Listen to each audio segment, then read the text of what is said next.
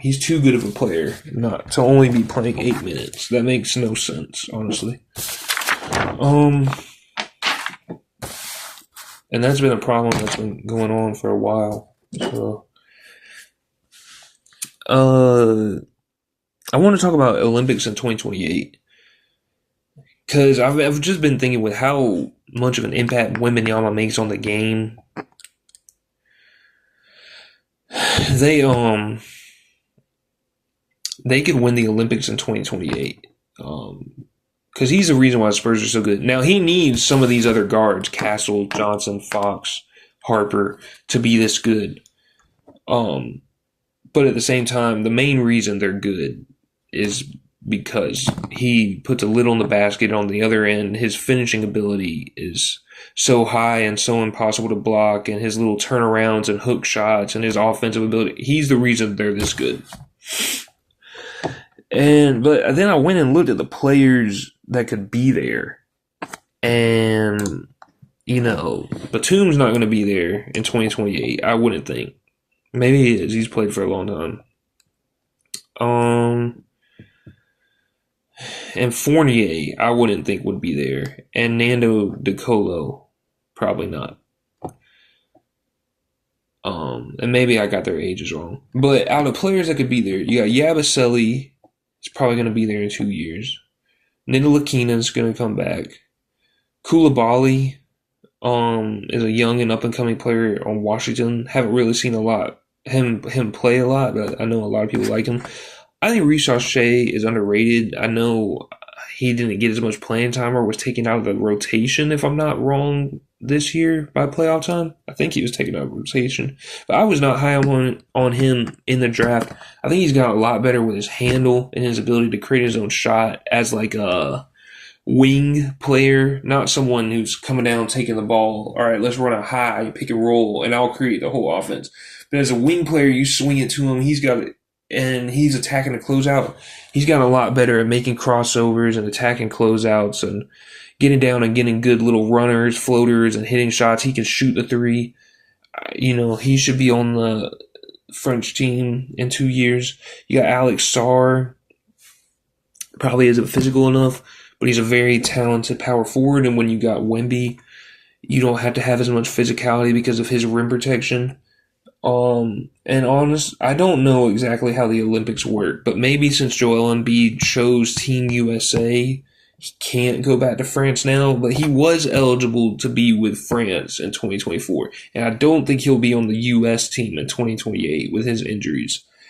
So maybe he could go to France or maybe try to help Cameroon. They probably won't qualify, but I was thinking, France is probably going to win, honestly, at some time seeing Wemby. But now looking at their team, they really don't have as much talent as I thought they did.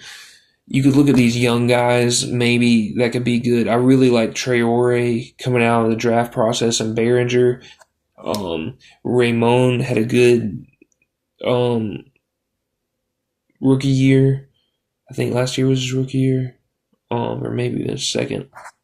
But Moussa Diabate from Charlotte, I've heard a lot of good things about him. Haven't really seen him play. But a lot of those are bigs, too, and you can't throw out 5 bigs out there.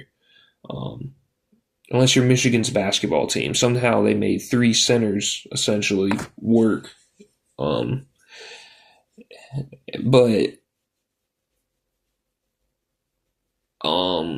the college team. But, even... To me, I didn't really watch the France-USA game. I watched part of Serbia. And to me, the way Serbia ran their offense was so...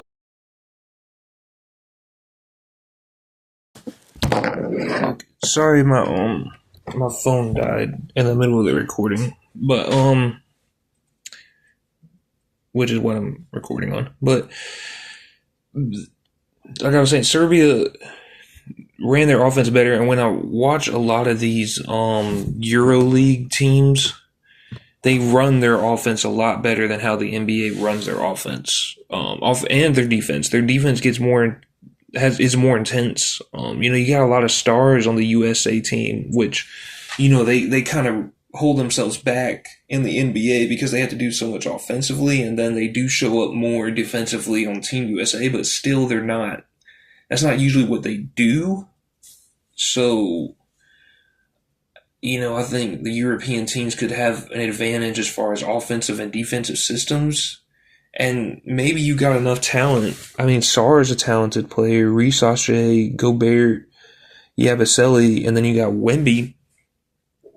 That France is going to have a legitimate chance. And I don't know if I would favor them. I think you got to see how their young players develop and what America is going to bring in 2 years. But yeah, I think France has a real chance. And I think with Team USA right now, today, in my opinion, could change on this. But to me, the reason the Knicks have a leg up on this Wemby team, the Spurs team, is because of how Brunson and Bridges close and how they hit their mid-range shots and their three-point shots, but especially those mid-range shots that they get space on and they're going to knock down in clutch moments.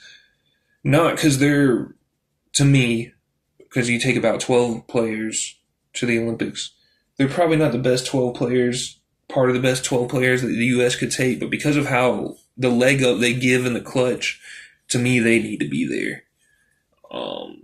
I know people would especially be shot at the Bridges one. I think a lot of people would say Jalen Brunson is a top 12 American player. And maybe he is just because of how good he is at the end. But to me, Bridges hits a bunch of shots in the clutch too. He gets penetration to the paint, gets enough space and gets off his shot, which he shoots over his head and he's leaning and it's hard to block. And I think with the kind of leg up those two players are giving for the Knicks right now, they need to be on that Team USA team in 2028. And that's how I feel right now. I could change that opinion, but that's about all I have to say about the Olympic team. So one other thing I wanted to say from podcasts I didn't make.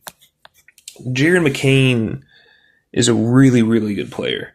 And he's kind of similar to Brunson in that he doesn't get as much separation or penetration to the paint as other people that are better than him, but he is so unafraid, willing to take every shot, comfortable, that he's going to get enough space and he's going to shoot it, and they're both great shooters, and they're going to knock their shots down. And I just could see Jared McCain having a career arc like Brunson. Not saying he'll become this clutch player like Brunson is and be so impactful on winning and maybe even winning championships, but he could get in a situation where he gets his own team eventually and he starts being the lead scorer and running an offense because he's not going to turn down open shots. You have to hold him back, not push him forward. And he's a great shooter. He's a knockdown shooter.